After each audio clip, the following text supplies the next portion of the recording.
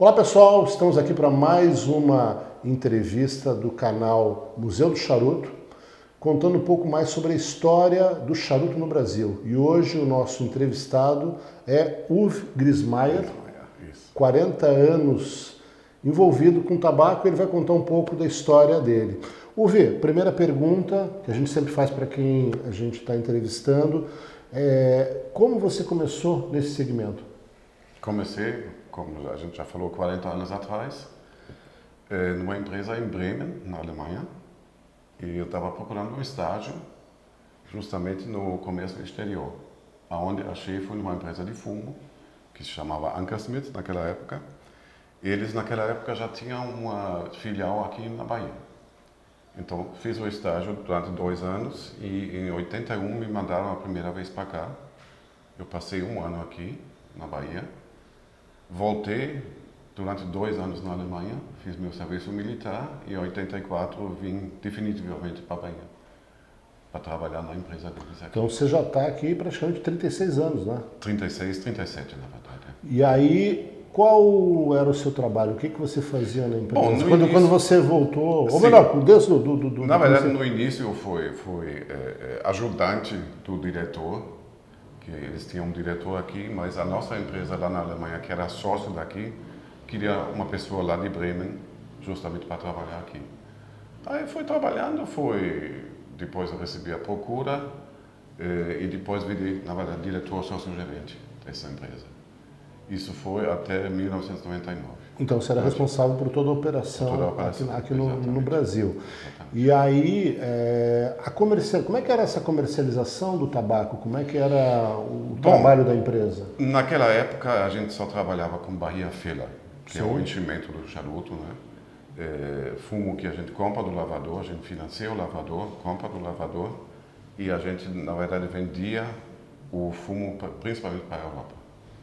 E basicamente, os clientes que vocês atendiam era no mercado de cigarrilha, de charutos de cigarro? Qual era Na verdade, a maioria? de charuto e cigarrilha. Certo.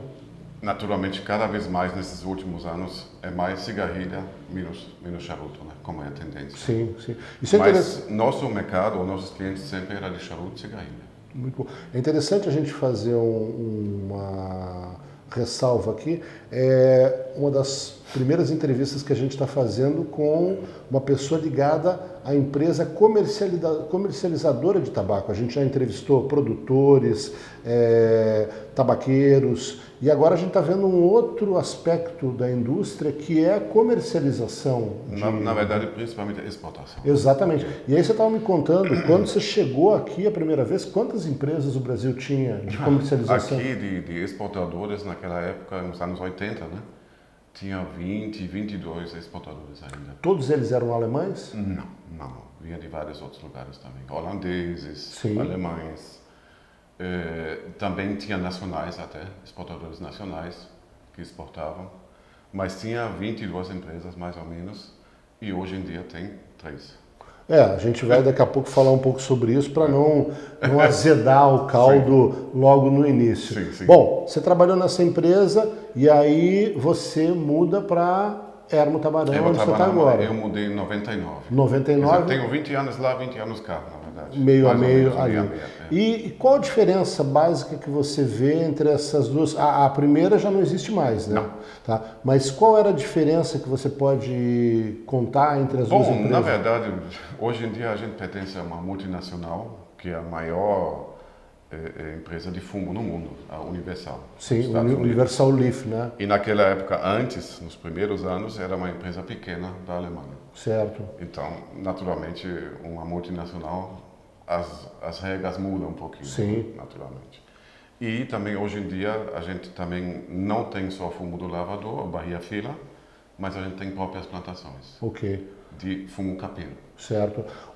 É interessante, uma curiosidade, basicamente quando você fala de uma empresa comercializadora de fumo, você tem, como falou anteriormente, diversos tamanhos, mas basicamente o trabalho é o mesmo, né? É você dar uma atenção para o lavrador, estabelecer contato Exato. com ele, os contratos, dar um suporte, receber o tabaco, Justo. fazer seleção, fermentação, beneficiamento e depois... E aí enfardar. Então o trabalho, quer dizer, segue uma bem sequência parecido. muito parecida. Só que o que é diferente, naturalmente, trabalhar com fumo capeiro. Sim. Que a seleção é totalmente diferente do que para um fila. Ela é muito mais rigorosa e detalhista, né? Isso. No caso, hoje você falou, vocês têm os agricultores que fornecem o tabaco para miolo. Exatamente. Tá. E a plantação de vocês é o fumo capeiro. Próprias. Tá. Hoje vocês estão trabalhando com quais variedades de fumo capeiro? Na verdade, Bahia Fila, né? Sim. Capeiro, o Connecticut hoje em dia, e também tem o capeiro de Arapiraca, que vem do estado de Alagoas. Certo. Tá. E são os principais. Tá. O Connecticut, ele basicamente não é tão utilizado aqui pela produção nacional. Não. O pessoal usa muito mais o Mata Fino, mas tem um ou outro produtor aqui que está utilizando. Já o Arapiraca, esse é mais difícil ainda, né? É raro você ver alguma empresa brasileira hoje... usando. Não, mas eles também já usam. Já usam também? Porque o Arapiraca é um tabaco bem interessante, porque ele está associado muito à cultura popular aqui no Brasil, ligado ao fumo de corda. Aquele fumo que você corta, faz o cigarrinho. Na verdade, o negócio principal do produtor em Alagoas é fumo de corda. Já a nossa parte de capa é um subproduto, vamos dizer assim. Sim. Mas o principal dele é fumo de corda. Agora, é um tabaco que está sendo valorizado. Numa outra entrevista que a gente fez, a gente começou a comentar um pouco. Muito tempo atrás, você fazia avaliação do charuto e simplesmente falava a origem. Olha, esse aqui é um produto cubano, ou é dominicano, ou é da Nicarágua, ou é do Brasil. Sim. Agora, o pessoal está se atentando muito mais às variedades. Então, você já tem praticamente nome, sobrenome, origem e tudo mais. Mas muitas vezes também, principalmente no charuto short filler, eles botam simplesmente Brasil. Sim. E aí você, na verdade, não sabe exatamente se vem da Bahia ou vem de Arapiraca. Eles botam Brasil. Mas você acha que pode ter uma tendência, talvez, num futuro próximo, de você começar a valorizar ainda um pouco mais a questão do terroir local, de você determinar a região? Eu acredito que sim. Eu te pergunto isso porque, recentemente, eu tive a oportunidade de experimentar um charuto produzido pela Cal, e ele chama fumo de corda. Tá. E ele leva fumo Arapiraca. Ok. Então, dá um aspecto bem peculiar. A caixa é muito interessante, porque é uma tampa que você retira, e o charuto não tem anilha. Ele tem um pedacinho de tabaco envolvido, como se fosse uma corda que faz às vezes de anilha. Ah, sim, eu conheço. Tá? Eu conheço. E aí, recentemente, eles lançaram uma outra edição, que é o Orellana, tá? Que dizem eles que leva tabaco da Amazônia peruana. Então, lembrando que a Amazônia está uma parte da ali... Da Amazônia brasileira. Que a gente que fornece para ele. É verdade? Vocês que estão produzindo? Exato. E aí vem a pergunta, você tem... Que variedade de tabaco é esse? Na verdade, do Amazonas. Sim. Que a gente descobriu lá. Quer dizer, tinha outras pessoas que já tinham descoberto, mas a gente, na verdade, comprou o fumo lá, ofereceu para essa empresa, certo. E eles gostaram e estão comprando todo ano. E qual é a variedade? Tem algum nome, alguma variedade? Não. Ou ficou Amazônia? Amazon Tobacco. Amazon Tabaco. Isso. E em termos de... são produtores que estão no meio do mato que produzem esse tipo de fumo. Sim. Na verdade, é um rolo. Não é como fumo de corda. É uma vara, na verdade, bem imprensada. E é um fumo natural deles lá. É uma variedade, eu estava vendo outro dia, que eles chamam de andulo. Isso. Que na realidade ele não deixa de ser um fumo é uma forma, quando a gente visualiza o tabaco, você vai fazer o processo de fermentação e depois vai colocar aquele tabaco em fardos. Tá? Na verdade, a gente compra esse fumo pronto. Sim, e aí o andulo, até onde eu sei, você tem uma compactação como se fosse um canudo gigante. Você vai pegar as folhas, compactar, amarrar e deixar bem compactado. E aí ele fica, em termos de aroma, sabor, ele fica muito próximo do Arapiraca, Mata Fina? Não, ele é diferente. Totalmente diferente? Totalmente diferente. Tá. Eles também, eu sei que eles colocam só uma pequena parte dentro do charuto. Tá. Ele dá um sabor especial dentro do charuto. Então, isso é interessante porque você vê, talvez uma tendência que esteja chegando para ficar, que é valorizar ainda mais o tabaco. Porque, voltando ali à questão de quantidade, a que se deve, o que você acha que aconteceu para ter uma redução tão grande da quantidade de empresas que a gente tem no mercado hoje? Bom, o principal negócio sempre para as empresas exportadoras era o fumo Bahia Fila, o enchimento. Sim. Acontece que, no decorrer dos anos, os produtos cada vez ficam menores. E como o fumo Bahia, na verdade, ele dá o sabor dentro do charuto, igual ao fumo Havana, cada vez que você diminui mais o produto, você bota um pouco menos desse aromático, porque senão fica forte demais. Certo. Então, cada vez que a tendência é de diminuir o tamanho do produto, vai menos Bahia. Isso é uma das razões. Certo. Uma das razões que cada vez cai mais. Porque no charuto grande você pode botar uma percentagem, você sabe que maior, é um blend sim. maior de Bahia. Certo. Num pequeno já não cabe mais, porque ele fica aromático, talvez forte demais para o gosto. O cigarro, quando a gente fala de cigarro, é basicamente as duas variedades, que é o Virginia e o Burley. Virginia e Burley, ele tem um diferencial, que são tabacos mais suaves. Então, segundo isso que você está falando, e a gente analisando uma situação de mercado geral hoje, o que acontece?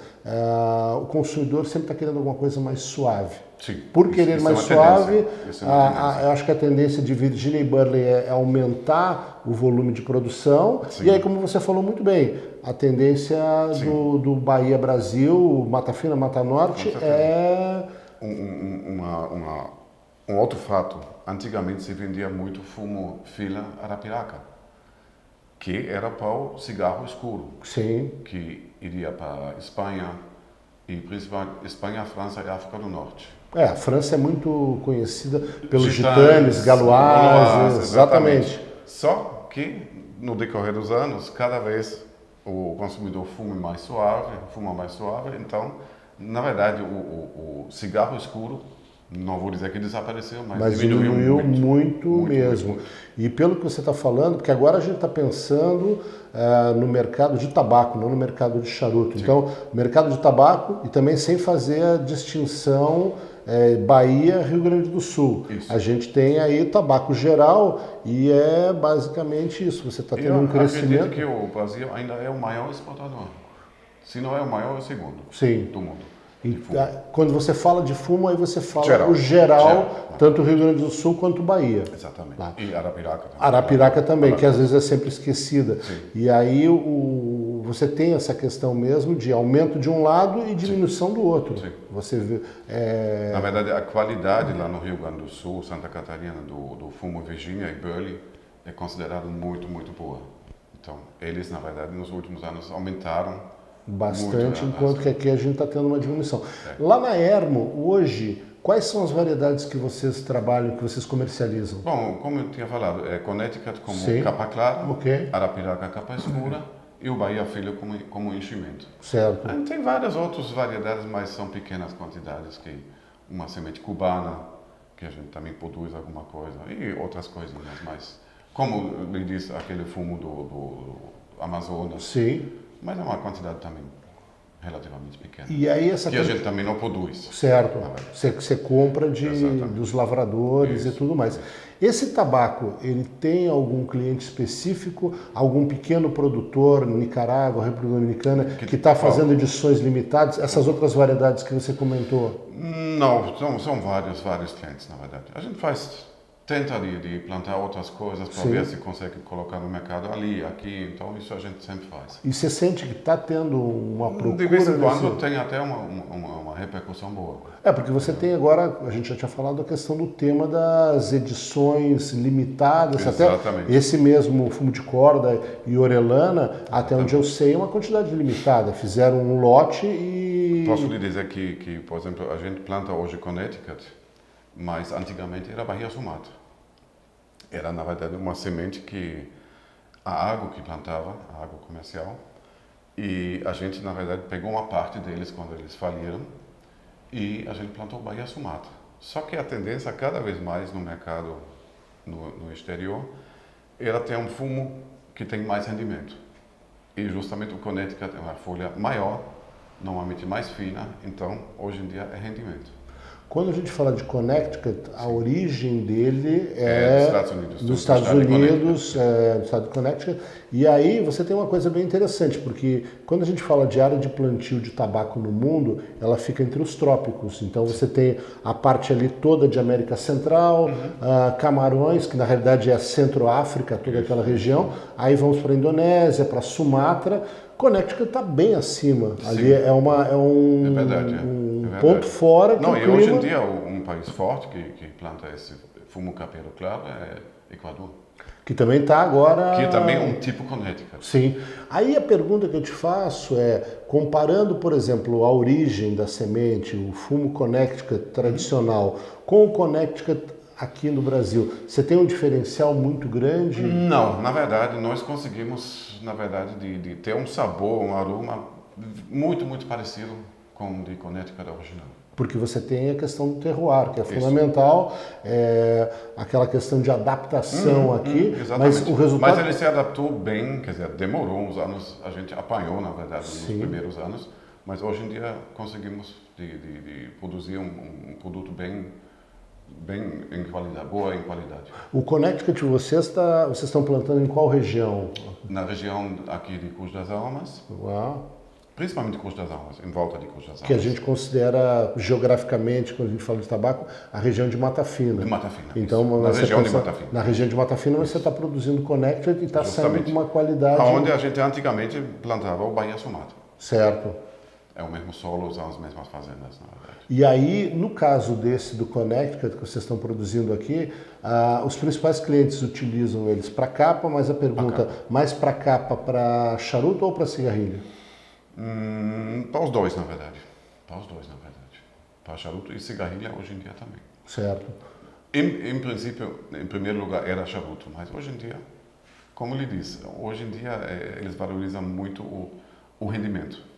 Quantos cortes você consegue, ou quantos charutos você consegue produzir com 1 quilo de capa. Isso aqui hoje é fundamental. Falando em rendimento, é um tema interessante. Essa situação que a gente vê hoje em dia, o câmbio climático, do tempo que você chegou aqui até agora, influenciou muito, está influenciando? Como é que você vê essa questão em termos de produtividade e principalmente de qualidade de tabaco com essas temporadas de... não teve tanta influência. Desses anos 80 que eu cheguei aqui, tudo bem, tem safras naturalmente diferentes, que mais chuva, com menos chuva, mas em geral eu acho que não mudou tanta coisa assim, não. Tá.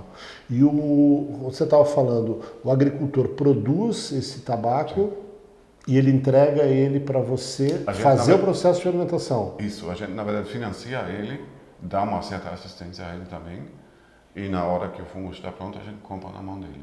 O sistema de colheita deles é aquela colheita estilo cubano, colhe o pé. Sim.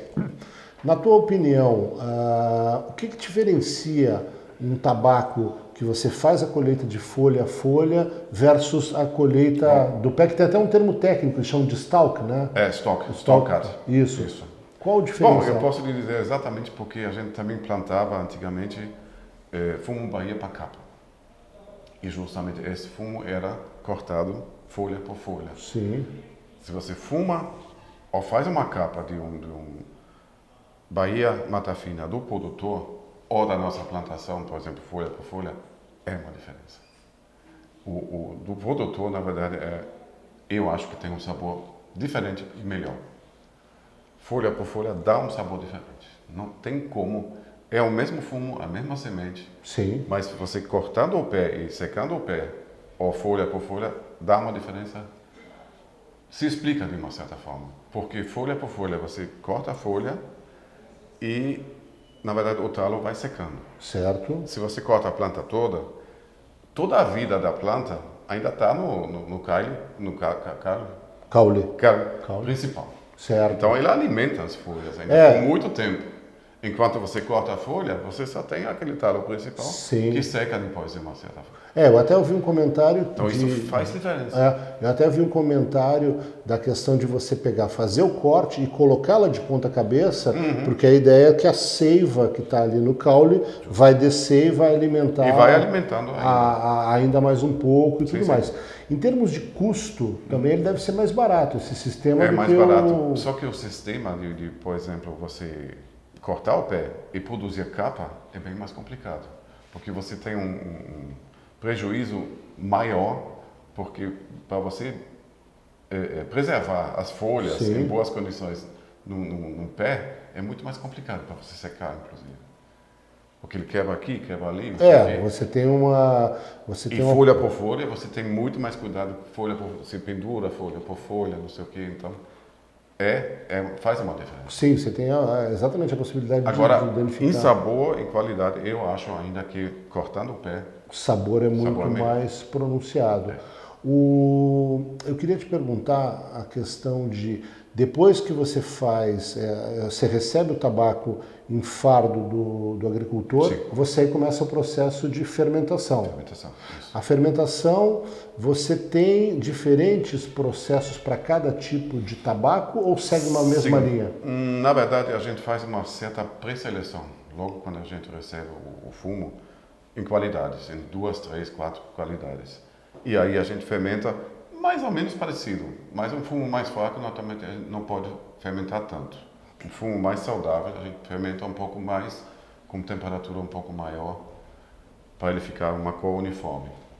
Vocês chegam a trabalhar com alguma coisa de maduro? Não, na verdade. Maduro, você quer dizer que para escurecer o fumo? Isso é uma mais coisa... do que normal. Quando a gente fala de maduro é interessante porque você tem duas vertentes, né? Você tem o maduro termo cor, que é praticamente o preto, é o mais escuro possível, e você tem um maduro que é você deixar chegar a um ponto da fermentação e passar aquilo, onde você tem quase um cozimento da folha. Sim, isso a gente não faz porque também nenhum cliente pediu isso. E aí, normalmente, o que acontece? Você tem uma suavizada do tabaco e a folha começa a liberar os açúcares. Então, você tem aí um equilíbrio que é uma tendência ali também. Mas, na verdade, o fumo Bahia, Mata Fina, ele já é um fumo que ele escurece bastante. Mas tem uns fabricantes que mesmo fazem isso para ficar ele mais escuro ainda. Mas aí eles têm as receitas deles lá. Certo. Realmente, como você disse, quase um cozimento, né? Sim. Isso, na verdade, nós nunca fizemos. Depois da fermentação, você vai colocar o tabaco nos fardos. Não, na verdade faz uma classificação, uma última classificação nas fitas transportadoras e divide em classes. E aí, depois que você divide por classes, aí você vai colocar no fardo. No fardo, sim. Esse fardo vai para um armazém. Normalmente, quantos quilos tem um fardo desses? Depende, ou 75 quilos ou 80. Depende do cliente. Para o miolo. Para a capa, você... É 50 quilos. 50 quilos. Não, hoje em dia não é nem mais fardos, no caso da capa clara, Connecticut, a gente botar em caixa de papelão. Isso até eu vou pedir... E com menos pressão. Eu até vou pedir depois para o pessoal colocar essas imagens ali, até para esclarecer um pouco o pessoal que está assistindo. Quer dizer, são duas categorias de tabaco. Você tem o tabaco do miolo e o tabaco de capa. É totalmente diferente. Totalmente diferente, porque o tabaco de miolo você pode amassar ele, compactar, porque depois ninguém vai ver, porque ele vai estar envolto pela folha de capa. Então, normalmente o acabamento dele é um fardo, você falou de 75 a 80 e é o fardo de juta tradicional, costurado e tudo mais. Já a folha de capa, aí não, ela vai numa caixa de papelão. No caso do fumo claro, né? Sim, e o peso dela também segue essa mesma, 50 quilos. Justamente ele não recebe tanta pressão também. Que aí você não vai ter problema de danificar. Porque o fumo é muito fino, muito delicado. Se você pressa ele demais, ele pode até quebrar, dependendo da umidade também que ele pode. E ele também pode receber estrias de como se chama? Molhado. Quer dizer, estrias de, como se chama isso? Stain, water stain, em inglês. Umas manchas de água. Manchas de água, certo. Me faltou a palavra. Agora, uma pergunta. O fardo está lá, você recebe a visita do comprador. Sim. Como é que é esse processo que é bastante interessante? Sim. Como é que é feito uma seleção? Porque eu sou um comprador, eu chego para uma visita e você vai me levar no armazém onde tem diversos fardos. Isso. E óbvio que você vai passar informação, olha, aqui a variedade é tal, safra tal. Ele, na verdade, normalmente esses compradores de Bahia Filha, eles vêm em abril, maio. O que eles fazem? O primeiro fumo que a gente recebeu, a gente faz já os tipos. Fele 1, Fele 2, Fele 3. Ele examina esse tipo e diz, bom, eu quero tanto disso, tanto daquilo, que ele usa para um produto, para outro produto. Ou eu quero até um blend. Porque muitas vezes, antigamente era assim que eles compravam os tipos todos separados e depois blendearam lá. Certo. Aí chegou a conclusão de dizer, gente, a gente pode fazer isso aqui. Fica bem mais fácil.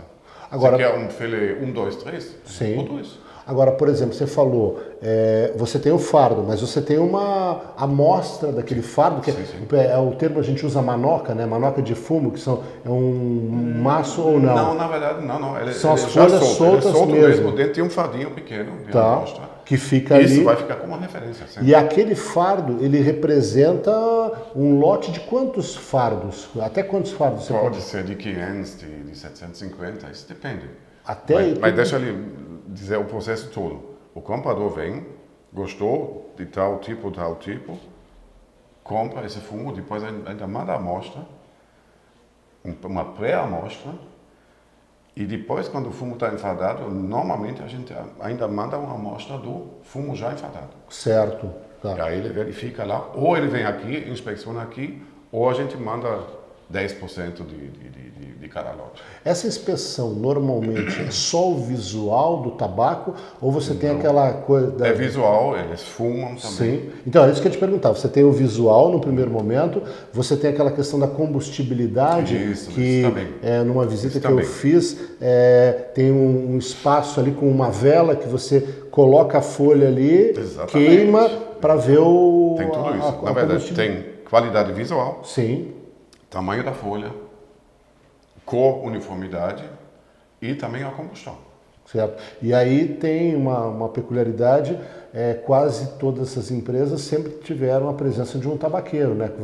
Que fazia o charuto ali na hora. Temos até hoje. Inclusive temos uma mulher lá que faz charuto para eles lá na hora. Faz na hora e aí já acende para ver como é que está a combustibilidade. Não, na verdade, eles acendem, eles que Sim. não.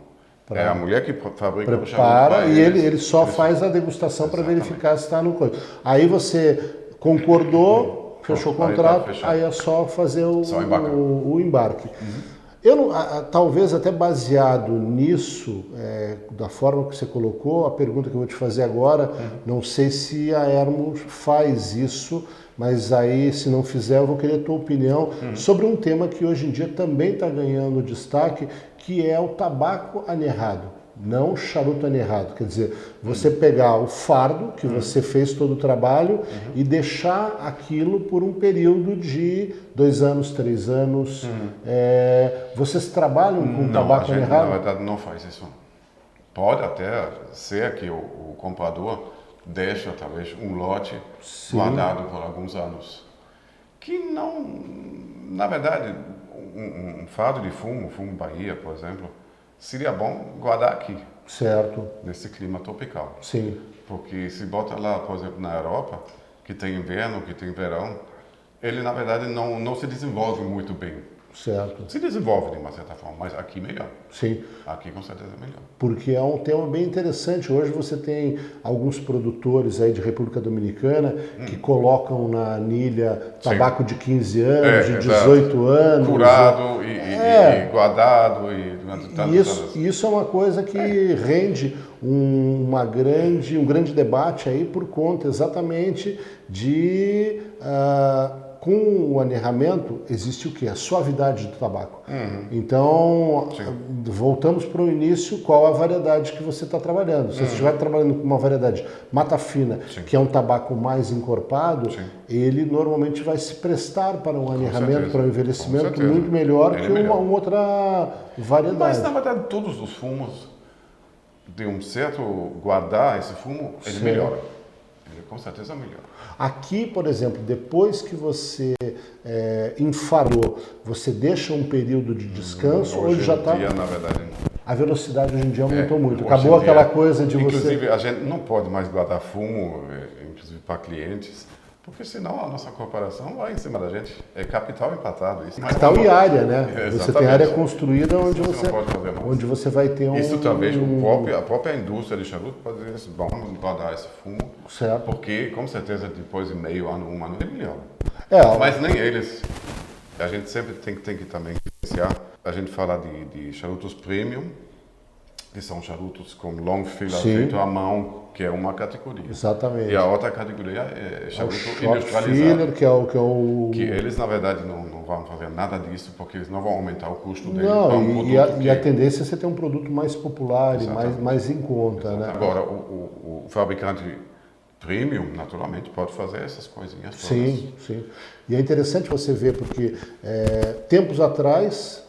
Até voltando um pouco, como você falou no teu início, eu acredito que você tinha um fardo que dava um descanso de 6 meses, um ano. Naquela época ainda era bom para o tabaco. Com certeza. Quer dizer, continua sendo bom para o tabaco. Certeza. O grande problema que a gente tem é a demanda do mercado. O mercado não deixa mais você esperar o tabaco vender para ontem, porque você tem um aumento do consumidor e ele quer o produto mais e também rápido possível. A nossa parte, a nossa produção, na verdade, é baseado em como se chama, demandas que os fabricantes já dão uma certa quantidade que eles vão comprar no ano que vem.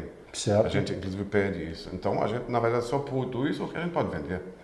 Porque estoque não pode, em princípio. Hoje, Ermo, quais são os 5 maiores mercados, os países que mais compram tabaco da Ermo? Bom, na verdade, é principalmente a Europa. Isso é Holanda, Bélgica, Alemanha, Espanha também, um mercado grande. E na América Central a gente também cada vez vende mais. Vendendo alguma coisa. China, você está vendendo alguma coisa? China, a gente começou a vender alguma coisa, mas está meio devagar. China está meio devagar. Porque a China era um mercado bem promissor, mas eles ainda não exploraram isso bastante. Porque a produção na China ela está basicamente com controle do governo. E aí o governo tem várias empresas que fazem a produção do tabaco. Não só a produção do charuto, mas eles também têm uma produção de tabaco ali. Não sei, eu sei que é um volume muito grande e hoje você tem um poder aquisitivo deles que tem aumentado muito. E isso é uma curiosidade até pela questão da produção. Eu tive a oportunidade alguns meses atrás de degustar 3 tabacos chineses ali. Eu também já experimentei. São estilos distintos ali, mas quando você analisa, por exemplo, hoje o aumento do consumo deles, eles já são hoje o 2º maior cliente de charutos cubanos. Então, fora cigarro, que a gente nem conta o volume ali. Então, eu tinha essa curiosidade até por conta de crescimento. Mas, basicamente, continua na Europa, ali os principais, que é o grande centro produtor mesmo, é a Alemanha, Holanda e Bélgica aqui também. Porque, basicamente, voltamos à base da cigarrilha ali, que é o grande mercado. Exatamente. Tá? Muito bom. Bom, pessoal, a conversa aqui está muito boa, mas a gente tem que encerrar. Eu queria agradecer muito a tua atenção, o teu tempo aqui. Foi uma conversa muito proveitosa de um assunto que a gente não tem, é inédito aqui para o canal. A gente tem essa oportunidade de conversar sobre um mercado que pouca gente vê. Todo mundo, quando imagina o charuto e o tabaco, fica imaginando o produtor fazendo plantio, levando para a fábrica, produzindo charuto. São outros elos da cadeia produtiva que é sempre bom a gente conhecer. Então te agradeço muito aí pelas informações, tá bom? E pessoal, lembra aí que o canal tem outros vídeos, então se você ainda não assistiu, dá uma olhada nas outras entrevistas que a gente tem. Se gostou, passa o link para outras pessoas, porque a ideia é exatamente isso, a gente ampliar o conhecimento e ganhar mais informação e não esquecer desse mercado nacional que é muito importante. E em breve a gente se vê num outro vídeo.